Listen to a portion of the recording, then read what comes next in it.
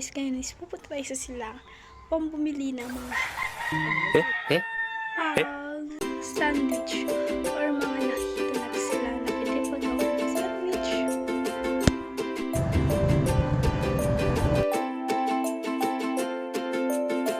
So guys, so nakikita nyo dito maraming gulay na pwedeng gamitin.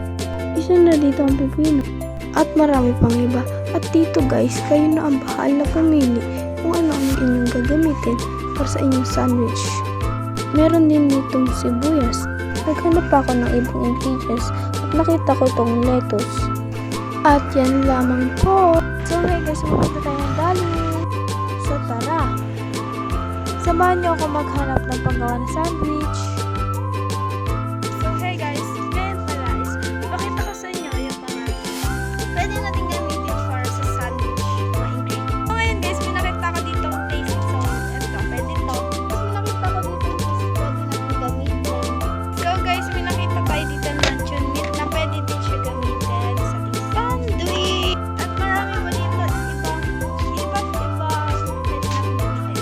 Hindi tayong nakita dito star margarine na pwede natin pang spread sa ating sandwich. Ayaw nyo naman is meron naman tayo dito ibang cheese pang spread. Hindi mo wala ito para sa ating pan-design na chips sa gilid ng plato. Meron naman dito mga chips or kung ano, pili na kayo guys, kayo na bahala. Ito, sobrang dami. Diba? Pick one. O ka. So guys, pakita ko rin yung egg na pwede natin gamitin. So guys, may egg kaso bawal siya buksan, baka magalitan ako. Siguro pwede naman. Try lang. Yan po. Pakita ko lang po yan guys. Guys, dahil meron tayo pwedeng gamitin na mga naka-freezer na food o frozen food. Ito guys, meron dito iba't ibang pagkain na pwede natin gamitin. Pakita ko sa iba't iba dito ang pagkain.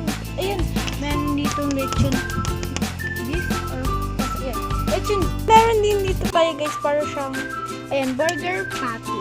Kita nyo naman. Guys, meron din ditong ham and marami pang iba. Kayo na bahala.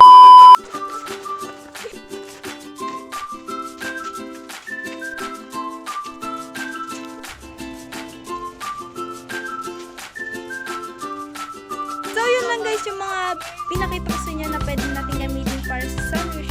And yun lang guys. Bye-bye. Thank you for watching.